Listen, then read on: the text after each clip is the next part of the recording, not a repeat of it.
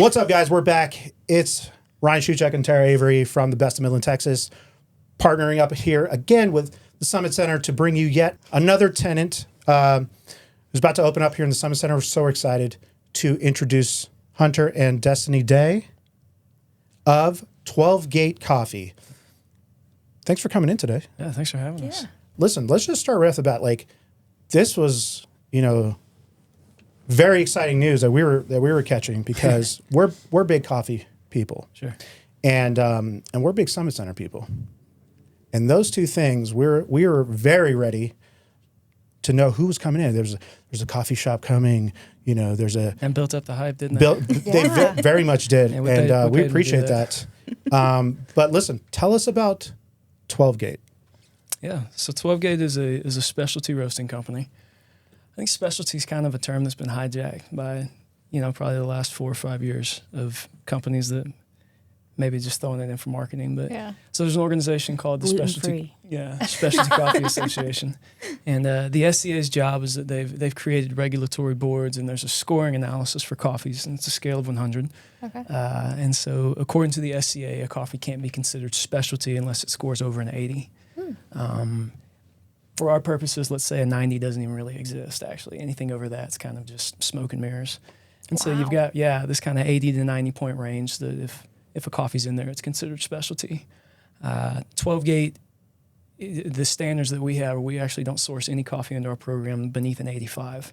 So you take that 80 to 90 and you take the top half of it, and that's kind of the sector that we live in of our coffees. And so we're buying very, very high-end, really beautiful coffees. And currently, up until the Summit Center opportunity, we've been just a wholesale company. And so we've been just a roastery, no retail operations. We supply coffee shops and businesses across the country with our coffees. Nice. And consulting and stuff like that. Yeah, consultants for our clients to open cafes. And then we finally said, well, I guess we'll open our own. So, Guess we'll come back home to Midland. Yeah, back to Midland. Your roastery operation is currently outside of Kansas City. Is that right? Yeah, we've been outside of Kansas City for about almost 15 years. Okay. So. And you're originally from Midland? Born and raised in the desert sands of Midland. Not me, but yeah. Where are you originally from? I'm a transplant. I'm from Florida. Oh, okay. Yeah, Daytona Beach. Yeah, so wow, it's a different world. Wow. Here. Yeah. All right. All beach, sand. no water. Sand, lots of sand. I think some of it's in my bloodstream. Yeah. Since we've been back. Is there a nationwide or a worldwide coffee brand that is consistently scoring in that 80 to 90 range, or is typically reserved for smaller independent operations? Almost entirely by smaller independents. Okay. And so anything that you're going to see on a grocery store shelf, I don't know. I was in H-E-B the other day. If you're kind of living high on the hog at H-E-B, there were 2 companies there that I noticed. I think one of them was called Counterculture, who's out of Charlotte, and then Stumptown, which I believe is out of Portland. Oh, Portland. Yeah. Both of those companies absolutely carry coffees that are in the 80s. Those, they're like blends that they do on the national grocers. I don't know anything about those coffees. Okay. But your Folgers and Starbucks and Maxwell and whatever, those coffees won't dip into the 80s. Nescafe, yeah. This type of coffee is for somebody who's really into coffee, right? And how can the average person, I guess, right? The Folgers drinker. Let's just put those people out there, right? I'm the average person. Yeah. You're the average? Okay. I'm the average person. So the Folgers drinker, that's a home coffee, or the Starbucks He's like, no, drinker. you're not. Yeah. I have to make her coffee. Yeah, by osmosis, I would feel like, She used to By that, I mean, I don't like black coffee. I drink lattes. Okay. And so, a lot of the specialty people, they're very, purist, and they're like, oh, you can only drink it this way with no milk. And I'm like, I really like chocolate in it, though. I see. Okay. Like a mocha. So it's more of it's like a delicious beverage versus I'm really into the aroma and the true flavors. Because how can most people tell, or can most people tell those flavors? How is it 85? Yeah, so there's a lot in there. Okay. And so we'll just go down the rabbit hole. Please. Until you bring me back. Until you smack them. Yeah. She's the bumpers on the bowling alley. She puts them up so I don't go down the gutter. So kind of what you initially brought up is basically the dynamic of the coffee nerd, the coffee geek, the annoying person that is so into coffee that you can't even have a conversation. Probably dressed like me, probably a little bit. In Portland or something? Yeah, we need a little more beard. Dang. Yeah. He can't grow one that well. You know what? We'll keep that in, though. Yeah, and we'll just just big old hipster beard. Photoshop one on me. For sure. Yes. Yeah, perfect. So you've got that, and then you've got the rest of the world. Yeah. And the two really don't, even like each other, let alone drink coffee together. You know? I can see that. Yeah. And it's kind of strange. And I think that's a fatal flaw of the specialty industry. And that's actually, so I've been doing this for a little over a decade. And when I started out, I think one of the biggest flaws of the specialty industry is that it's so focused on quality and so driven on the passion for the product that anything outside of that's a sellout. And so the specialty only looks to specialty for inspiration, for motivation, for innovation. And it wasn't, when I started early on, my dad, who is oil filled, drinks, Keurig, whatever, don't talk to me about coffee, is you're missing it, man. There's an entire market that you're completely ignoring. The bigger market, by the way, and you're going after this tiny little thing over here just to impress all your friends. And I was like, you don't know what's up, Dad. I wouldn't say that, but that's you're thinking it. Yeah, you're thinking it. And as I'll show you, Dad. Yeah, and as I've hopefully matured, honestly, I think what happened for me was COVID. During COVID, it's like we were saying earlier, we all lost our jobs. We were 100% wholesale based almost. We didn't even really have an online store. We just supplied cafes. Well, all of them got shut down. I lost 100% of my clients in 2 weeks. Wow. And so what do? You go get a job. Yeah. And so I went and worked in the, believe it or not, the medical industry. I got a job at a warehouse, and the job was liquidating hospital equipment. So during the height of COVID, I'm in all the hospitals every week. Yikes. Yeah. Which would terrify me. Yeah. It was a very shocking experience, actually. But this guy's business was genius because hospitals don't care how much money you give them for their used equipment. Whatever you pay them for that MRI machine, they make every 10 minutes on all the other. It's what they want is all of it gone. Yeah. And he figured that out. All these other companies are trying to bid on the gear, and he goes, I'll take that, but that entire room of trash, I'll get it out as well. And they just loved him. And he met the need of the hospital instead of trying to fight what the industry was doing. And I just watched him do this, and he's just killing it. Yeah. And I was like, okay, I nothing to do with coffee, but I see when you meet the needs of the market without compromising what he was doing. It's really cool. He sells it overseas to third world, Kenya's getting some dope MRI gear because he's, it's awesome. Yeah, there's really no cool. compromise, no anything in his vision and what he's doing, but he's found a way to meet the market in a way that just gas on the fire. And so once COVID kind of became normal, we all came back to work and my clients came back on, it made me really rethink coffee. Because again, the specialty kind of motto, what would you say?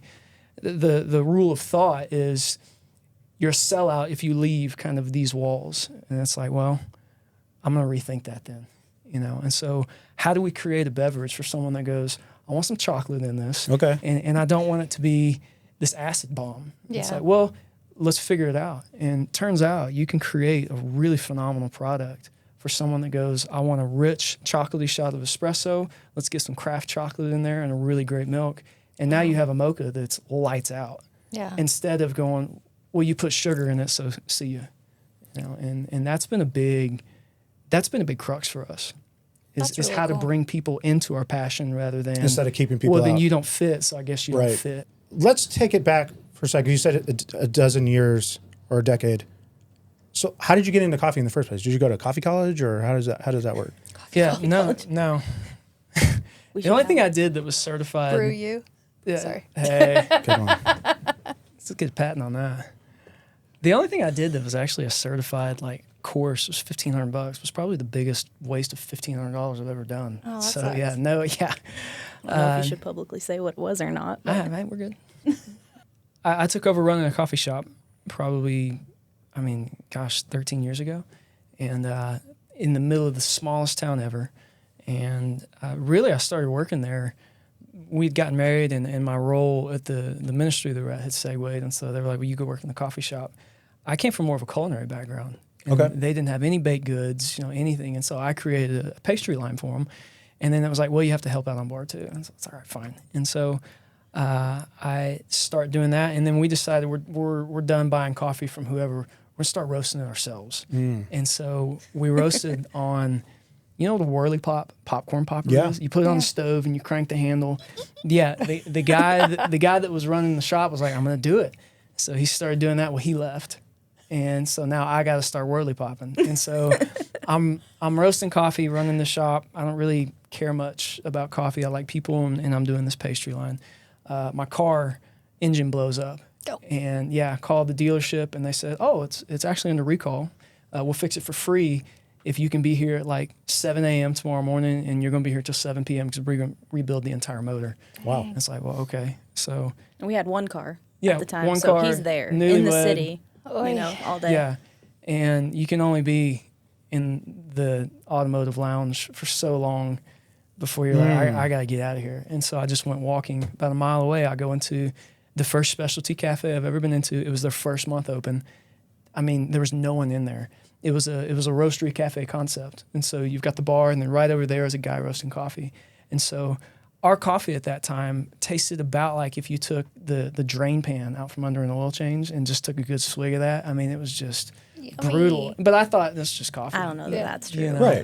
I mean, just Compared Truck to- stop coffee. yeah, totally. This is coffee. If you go to the grocery store, if you go to the gas station, you go to Starbucks, it's all the same. Yeah.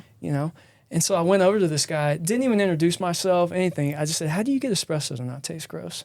Which is the reason that I will never do the roastery, cafe Yeah. con. Everybody asks me, and it's because everyone does what I did to this guy. It's Yeah. like, hey, you're not at work. Come talk to me, And because I'm seeing during this time, and I'm trying to run this shop well, and so I'm looking on Instagram, and there's these tattooed big beards with these little tiny espresso cups, and I'm just like, this is weird. Like, they let the guy's face change before he took the photo. Like, don't trick me. Like, I get it. And so I was like, how do you get espresso to not taste gross? And he goes, well, you just gotta go taste a shot of espresso. I was like, look, I don't have time for this. Like, actually I do have time. I have a lot of time all for this. day. I don't do that. Yeah. And he said, no, I got you. And so he walked over to the bar and, spoke some secret language to the barista and me. And then they ended up serving me it's called a sidecar. Some people call it a 1-in-1. They take a shot of espresso and they split it into 2 cups. On one side is an espresso cup, and on the other side they make a 5-ounce cappuccino out of it. And he slid it across the table to me, and hey, you're gonna taste this and that, and whatever, And so I go and taste just the straight shot of espresso. Let's just get it over with, and it just blew my mind. It was a washed Kenyan. Can't even tell you a tasting note of that coffee today. I just remember the fact that it was completely opposite of anything I'd ever experienced in coffee, and that was the moment.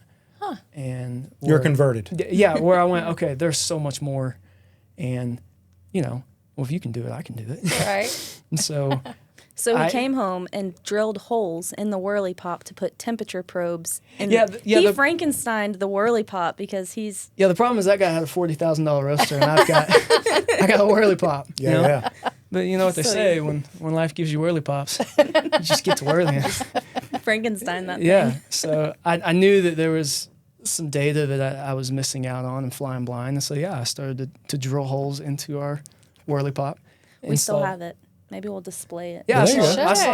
I saw it in the humble moving beginning. box. Turn it the into other like a day. chandelier or something. Yeah. It could be like And, a T-shirt too. There you Light go. just Like t-shirt shines through design. the holes. Yeah, so I started really, really pouring in, and I mean, it's a tin pot on a burner, like, but that was the beginning of me watching green beans turn brown. I mean, there's literally a lid where the popcorn comes out, so you look and then you spin some more, and you're watching the process take place. And I can look back on it now and realize that was the foundation of just understanding coffee roasting in its kind of most barbaric and elemental forms. I love that. Yeah.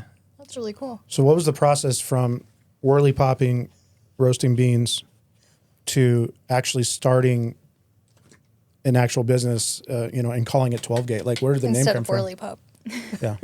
That name was taken, I was sure. So Yeah, whirly pop roasters.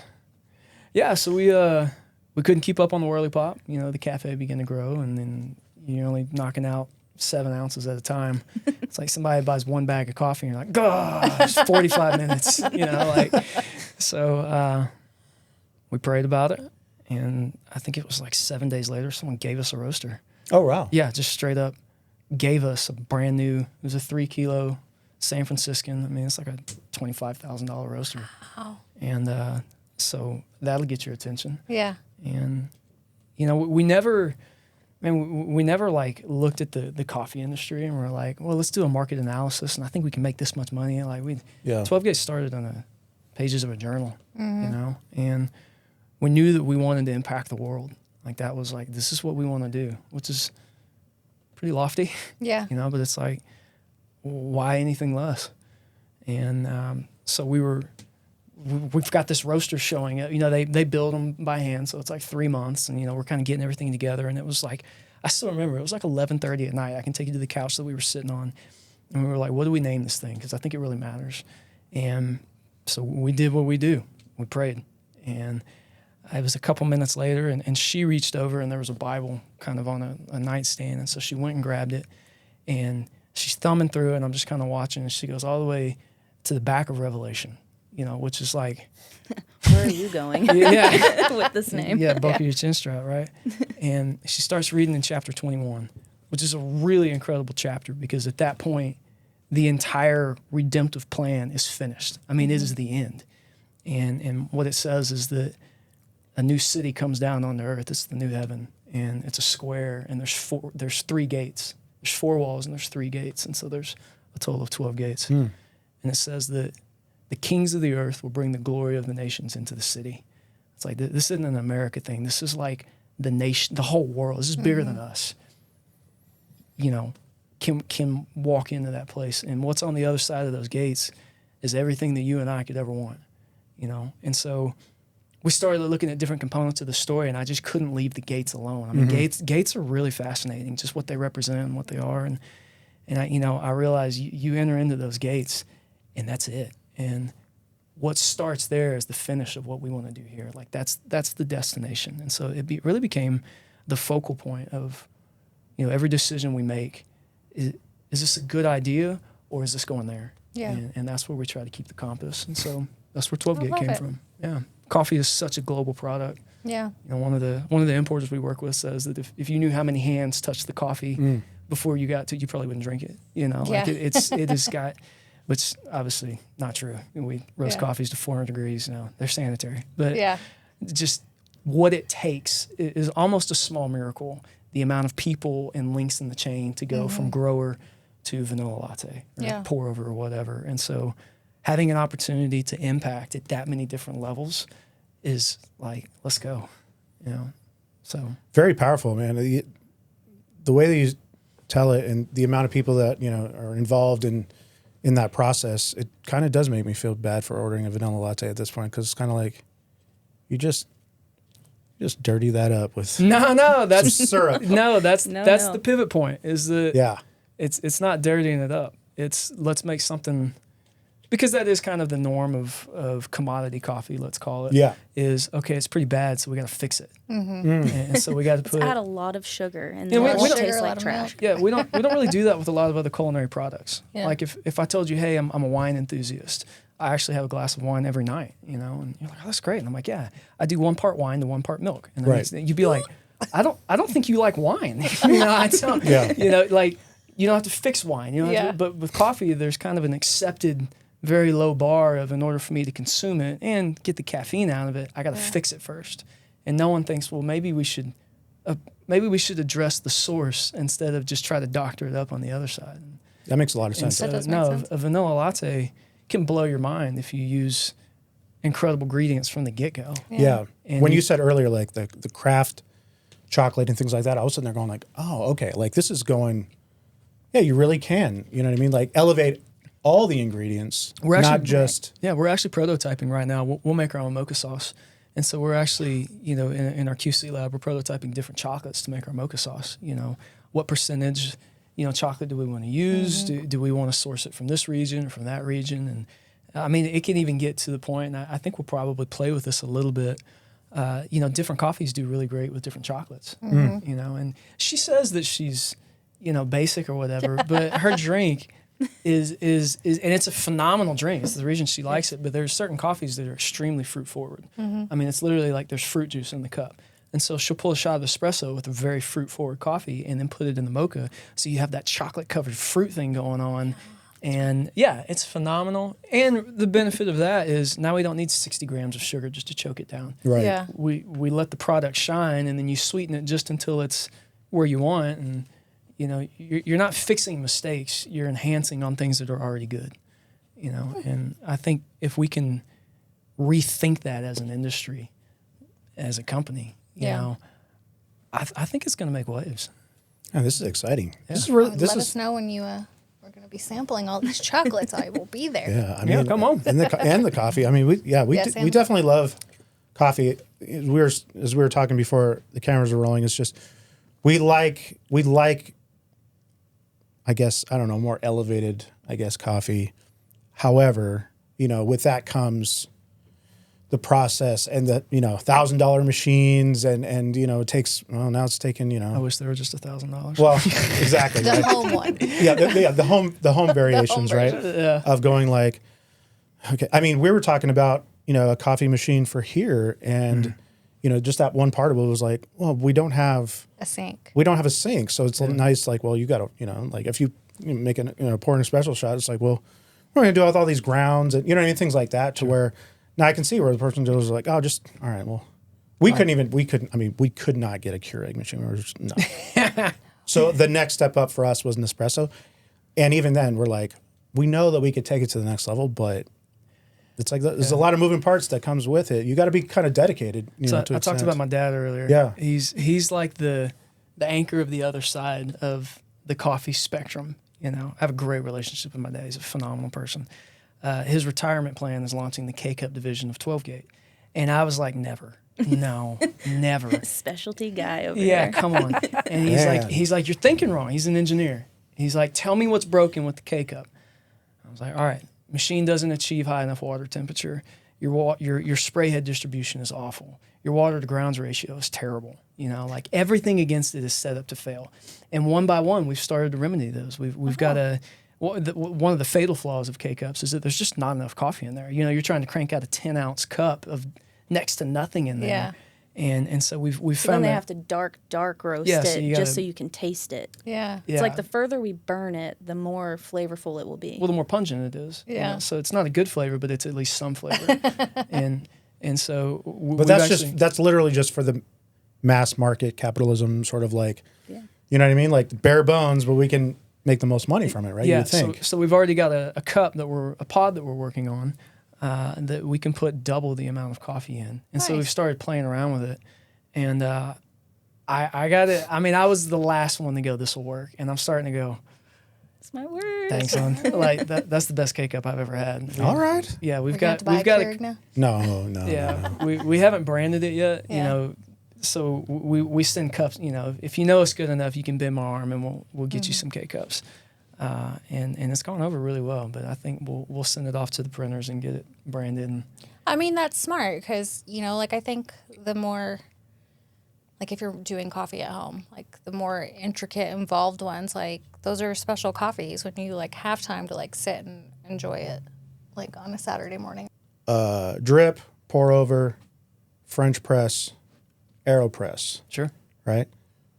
For somebody like us. Yeah, so I'm going to give you instead a recommendation. Please. And so in our cafe, and I think we'll actually even do home brewing courses in our roastery. Oh, sweet. Yeah, you guys need to come out. Yeah. And this will be some exclusive access before we're really finished opening. Yeah, you'll need to come do a cupping with us.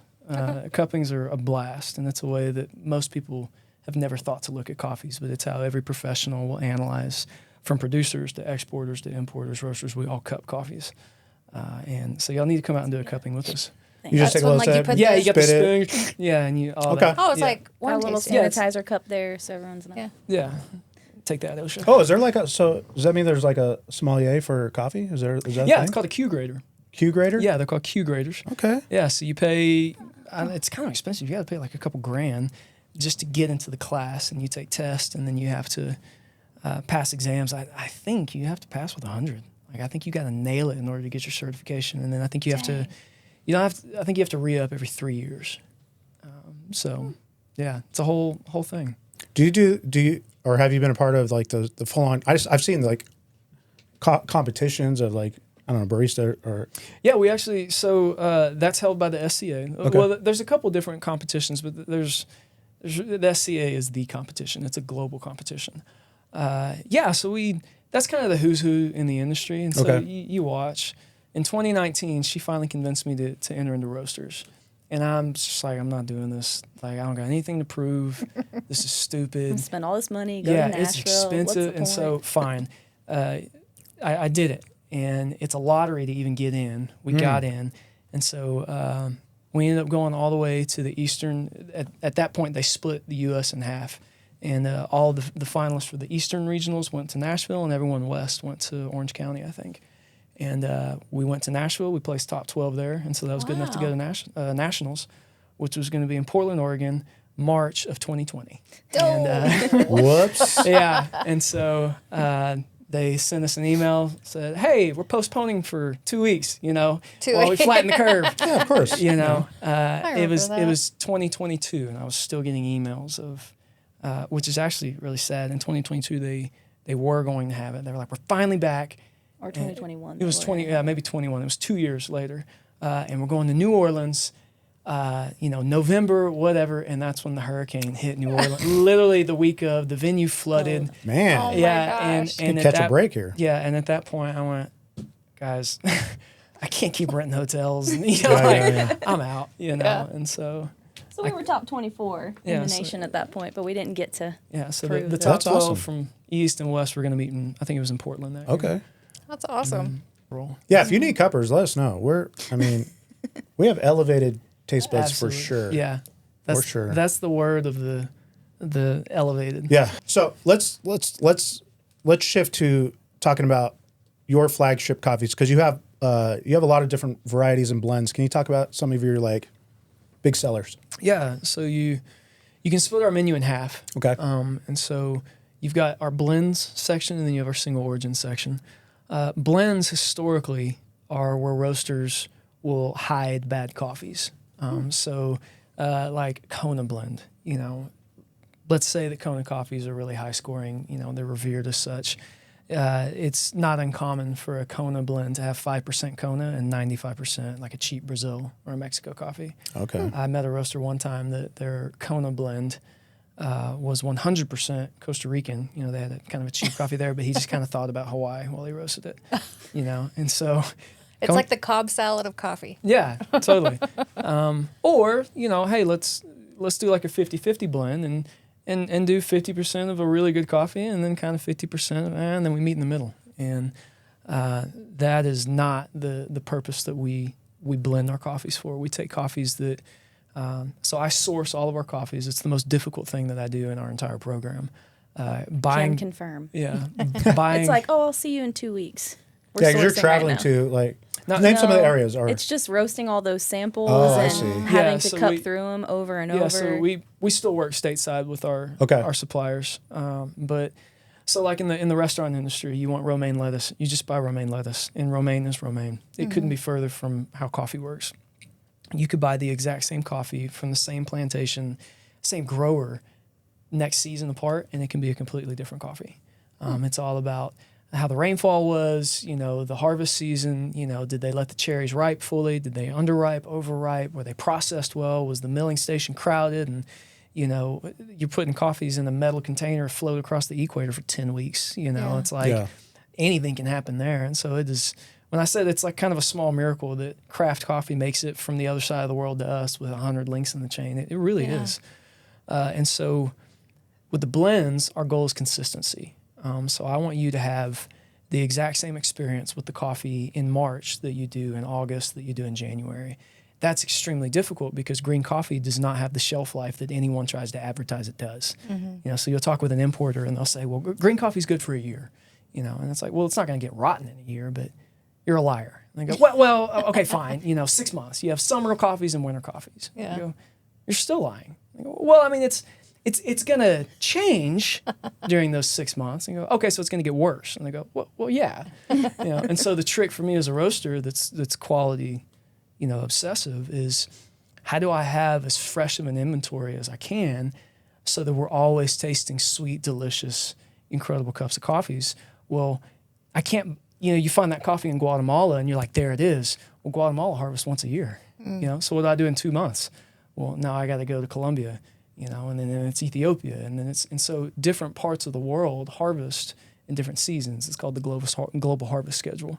Gotcha. And so as a roaster, I'm always trying to keep up to date with, okay, who's in harvest, who's got the freshest green, how do we buy just enough to get us through this season before we're going to start seeing deterioration in quality, and then we've already got the next coffee in. So our like flagship blend coffee is called our volume series, and it's always got a number next to it. Right now we're on volume 2.2. And the reason that we have that number there is because every time we update volume, we update that number. I just bought coffee literally yesterday. It'll be here in a week. And when that coffee gets into our program, volume will now be 2.3 because we've phased out the Guatemalan that was in there. Colombia just had a fly crop, landed, and so now we've got the freshest coffee that we could get our hands on. And that will be 2.3 for probably the next 8 to 10 weeks. That's so cool. Yeah, so Man. Yeah, so every time our customers, they know, okay, I love volume. It's the jam. But every time I see that number update, I know, oh, he's updated. It's still hitting the same profile, which is extremely challenging to try and find a coffee from another country that tasted like the coffee that blew our minds from the last country, which is why it's the hardest thing I do. Yeah. And I mean, I don't know, maybe other roasters would say the same, but I don't feel like I talk with a lot of roasters that will sit down with you and go, our blends are one of the most proud thing that's in our program. Because the blends are what, you give to your parents, whatever else. And then the single origins are what I see. And I mean, we've got some single origins that'll, blow your mind for what I'm tasting. Yeah. And maybe I don't know, maybe I'm biased or maybe I'm even harder on my coffees than others, but I'm really proud of our single origin program. But I think the blends are, again, the bigger ocean to fish in. Yeah. And so we pay a lot of attention there. And I think it really, I was just having a conversation with one of our wholesale partners yesterday, and he goes, I don't even think of you guys as having single origins. And I was like, and kind of offended originally. I was like, what do you mean you don't think of me? Like, have you tasted? And he goes, your blends, we don't even try anyone else's, And I was like, okay, that's actually really cool to hear. Yeah. And so you have our blends. Volume is like our flagship drip coffee blend. Okay. And then you have our espressos. We have 2 espressos. And so we have a very modern light espresso, which is, we call it symmetry. And the reason we call it symmetry is because we want that offering to have like the perfect balance of sugars and acids to chocolates and richness. And it's always this game you play in espresso of, do I want like a really heavy, syrupy, chocolate dominant shot, or do I want this really bright, exciting fruit, and it's a one of these, anytime you do this. And so symmetry is our goal, to try to hit that perfect medium to where you can serve the shot straight and it's exciting and it's dynamic, but you can also serve it in milk and it still has presence and sweetness and chocolate to it. I'm so excited. Yeah. It's refreshing to see what I did there. To just see somebody Elevated. this passionate about their craft. It's really exciting. Let's talk about for the lack of a better word, like, how are we calling this facility? Are we saying it's a coffee shop? Is it a cafe? Is it a... Yeah, sure. So we have 2 locations because we have the roastery Okay. already being established, and then the coffee shop that is going in the Summit Center. yeah, I'm assuming you're talking about the cafe, correct? Yes. Yeah, I'll call it a cafe. Some people think like very food heavy when they think cafe, so you can call it a coffee shop. Okay. I've always called them cafes. I don't know why. We'll have light food offerings. Okay. You're not going to be able to order like an omelet and hash browns or something. But So it's a sit down, like people can come and hang out. So here's kind of the thing that we're really excited about with this cafe, and this is, it's like, well, why'd you start a cafe? Why'd you decide to get in the game? Because we were purely wholesale, and every business has its headaches. But I mean, cafes really have their headaches. Mm-hmm. You're talking about a lot of staff. Like, it just, in the roastery, when I shut the door, it doesn't call me. That's Not really blowing nice. up your phone at night. Yeah, whereas that cafe, for sure. But like we said earlier, we do a lot of consulting, and so I feel like we open a coffee shop a year just because we're so vested in our clients being successful and achieving their vision and what they want. But every time you do one, you see something and you kind of make a note, and then you do 8, 9, 10 of them, and you start going, I think there's something really missing on the spectrum of coffee, because it's like, all right, the Summit Center is doing something totally new in Midland, and it's you even listen to all these business coaches of like you got to be new, and it's like, we're serving coffee. It's been around since like monks in like Ethiopia, like what. And I think the thing that we're really excited about is in the coffee industry, to really oversimplify it from the consumer side of things. I'm going to go get a cup of coffee. You have really kind of two options. You have convenience, which is the drive-thrus, and really accessible. They're in very easy to find areas, have very low qualitative scores. I'm not going to say maybe you like that or don't. Beauty's in the eye of the beholder. But if you were to objectively score their coffees, they're very dark roasted, very bitter, typically poor extractions, and rely on cream, sugar. But I don't got to get out of my car and leave my kids in the, and I can get it and go to work. Yeah. And then you have the specialty industry over here, which are the guys that are passionate about coffee. They're passionate about their communities. They're typically in hard to find locations because they can't afford rent of the other place. They're kind of the scrappy, and because they want that best cup, they're doing the science experiment on a commercial bar. They're going to make you a pour over, and it's like, hey, come find us. Or if you're from where we're at in Kansas City, parking it's like you're downtown. It's like, where are you going to park? Yeah. Wait 15 minutes while we doing a science experiment. And go to work at that point? It's like, no. Load the kids back up. Yeah, exactly. And so you're stuck between two options of, do I have the time and sacrifice for quality? Well, Monday through Friday, no.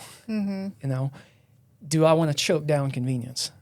And it's like, I guess. Or no. And that's what a coffee drinker has to.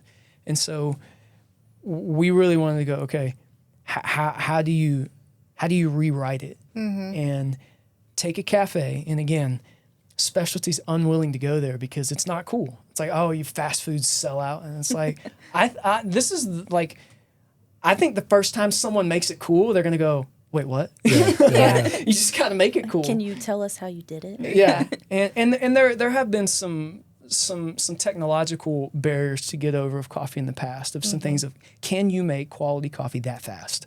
That's been a genuine concern in the past.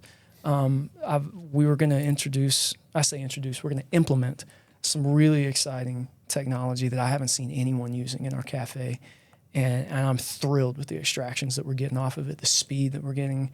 And so what we're trying to offer Midland is the convenience, the speed, and yet the craft experience, the craft quality all in one place. And so the way we're going to do that is we've split the building in half. Okay. And so in the front, we want to have the in-house, intimate specialty cafe experience where you bring your laptop, you're going to stay for an hour and a half, you're going to meet a colleague, you're going to put headphones in and do work. Yep.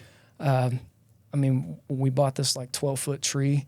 It's like this olive he's tree. giving you guys the insider info. Yeah. That's All right. wonderful. Yeah. All yeah, right. yeah. Exclusive. You can drop that one. Exclusive. Yeah, because dang, son, that thing is Coming expensive. from England. Yeah, it's coming across the pond. There's a joke amongst people. You guys are probably picking up on this about Hunter, where it's like the term is zero chill, where it's like everything has to be top quality, and Sure. it's like it's every area of life. Like half of my job as his wife is to be like, it's okay, right? Like if you like riding your bike, you don't have to buy the Tour de France bike. Like you can chill and just ride a bike. I had one given to me.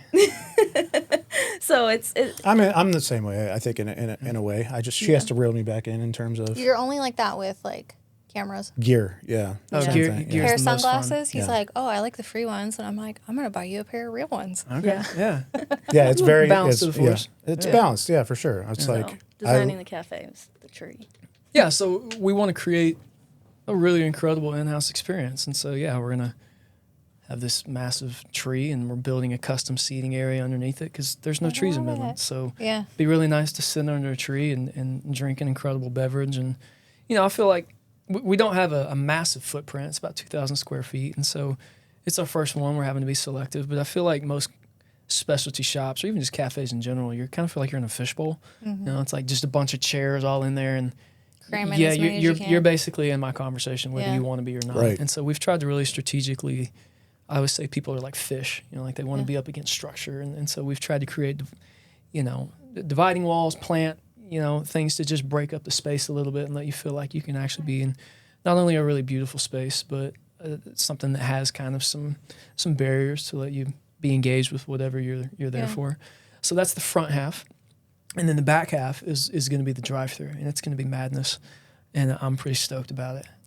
So I've had the opportunity of knowing some pretty high level Chick-fil-A operators and owners, and so I've actually been out on site with them and have some really good correspondence, just learning, because if anyone's going to write the book on drive-through efficiency, it's Chick-fil-A. Dude, they're so fast. Yeah, I mean it's like the wheels never stop. Yeah. You know, and they're always so pleasant. Yeah, they really are a fantastic. And I think that's another part where I was talking about specialty, not looking to anyone else. It's like, why would you look to fast food? You know, and I'm going, do you see how much money they're making? Yeah, it's in the name. Yeah, I'd like to learn something from them of how that. And so we've been stealing every secret we can from their playbook. They're going to try and implement their systems, and we'll even have some of them come out on site and do some consulting for us. And but I want that to be broken up from the in-house experience. Right. And that's smart. Because I don't want you to feel like from the in-house you're in a fast food restaurant. I don't want you to be staring at the drive-thru, you know, kids screaming in the minivan. Yeah. And so we've done our best as we can The kids. to those are my kids screaming in the minivan. Just doing what kids do. Yeah, so we've really done our best to try to petition that so that you can pick whichever one you want. If you want to have that meeting, you want to have that in-house pour over, you know, I'm going to sit down and, you know, nerd out over this coffee or work or whatever, it's right there. If you're like, hey, I've got 10 minutes until I got to be at my next meeting or whatever else, you know that the drive-thru's right there and you're getting the same extraction, the same quality either side of the window. And I think that is something that has not been seen yet. And I'm really excited to swing that hammer. Well, we're excited for you, man. I really like that concept because, like we were saying earlier, right? Coffee can be as involved as you want to be, and I remember going to some coffee shops like back in Vegas where, you know, I didn't really know, you know, that's the thing is I'm not educated in the thing, but we'd sit down and they'd bring over this whole, you know, like concoction, and then it's like, oh, this is like it's an experience at that point, right? Yeah. It's not just like I just had my coffee and I'm not thinking about it. It was like you went there for the experience, and I'm kind of gauging that, you know what I mean? Or it is going to be an experience. Yeah, you don't want to lose that experience for sure. It's a part of the coffee experience for sure. So, how did you get involved with Summit Center and all this? I don't want to retell it wrong, but because I mean it's been 3 years ago. I think that Matt Johnson called me. And he may argue with that.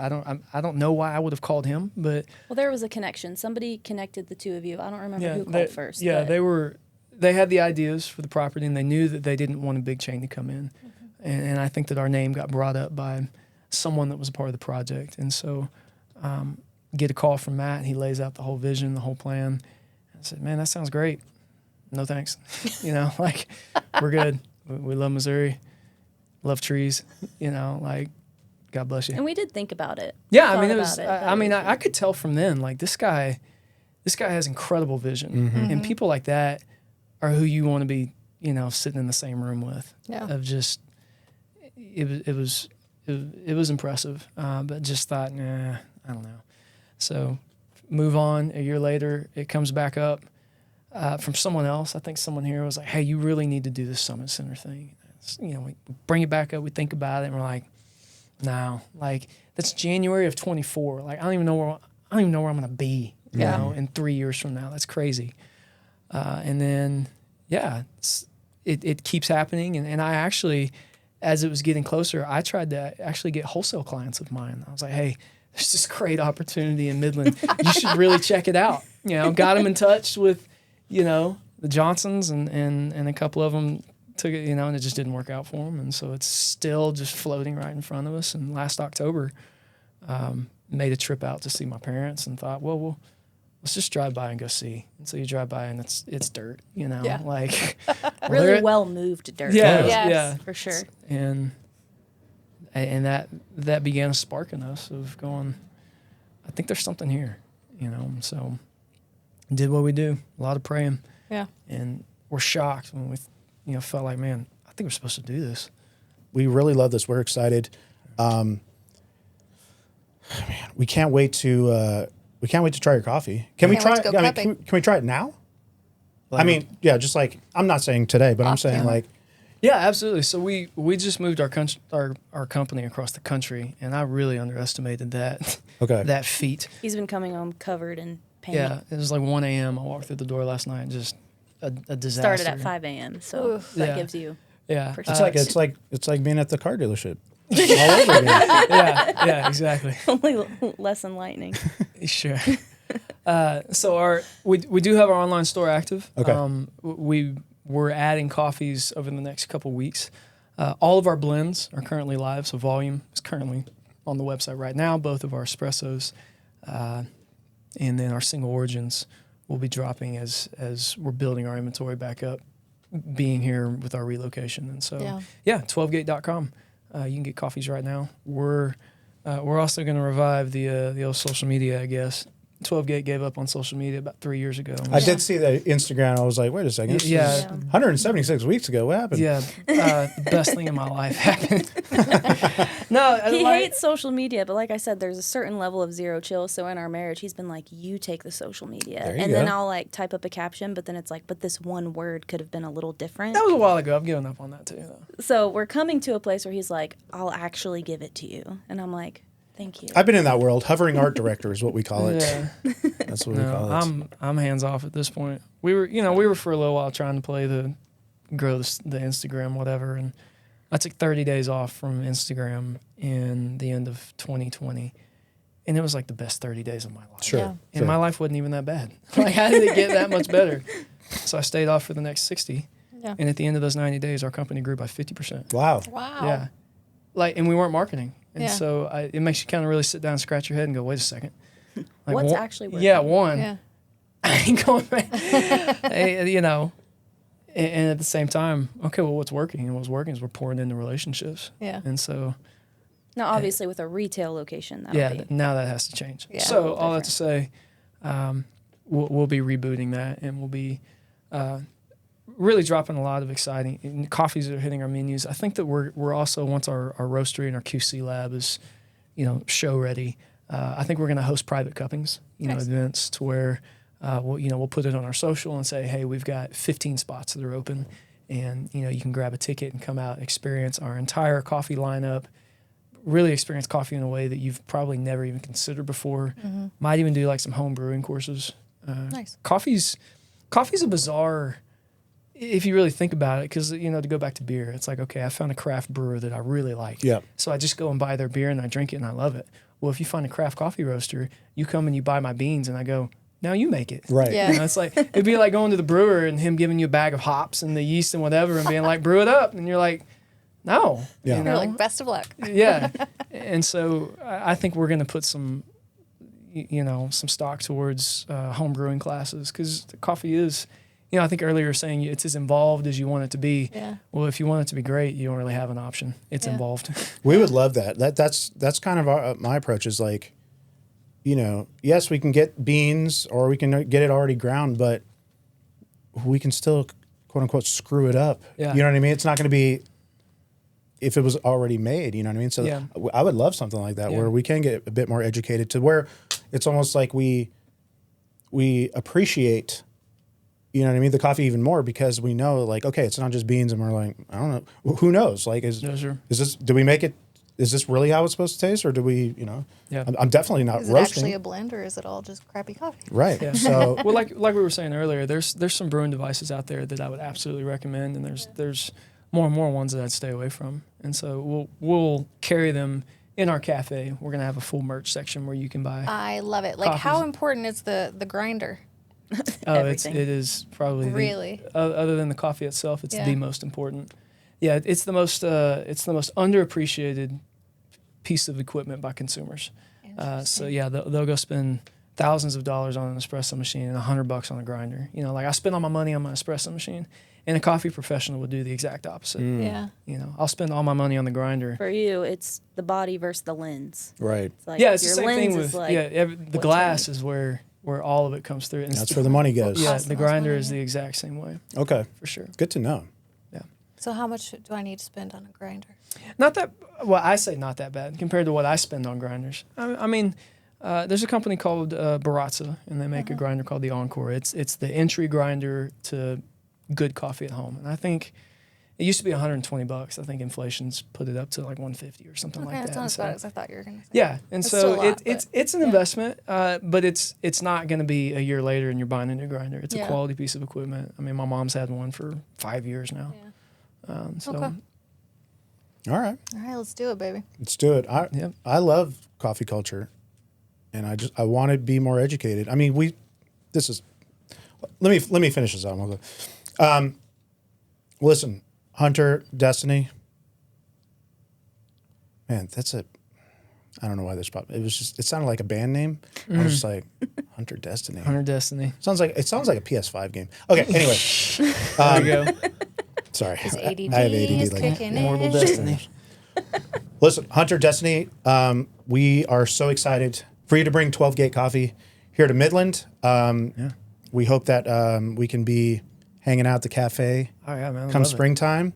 See you soon at the Summit Center, and we'll keep you in wraps for the next tenant appearing here soon. And catch you on the next one. Bye.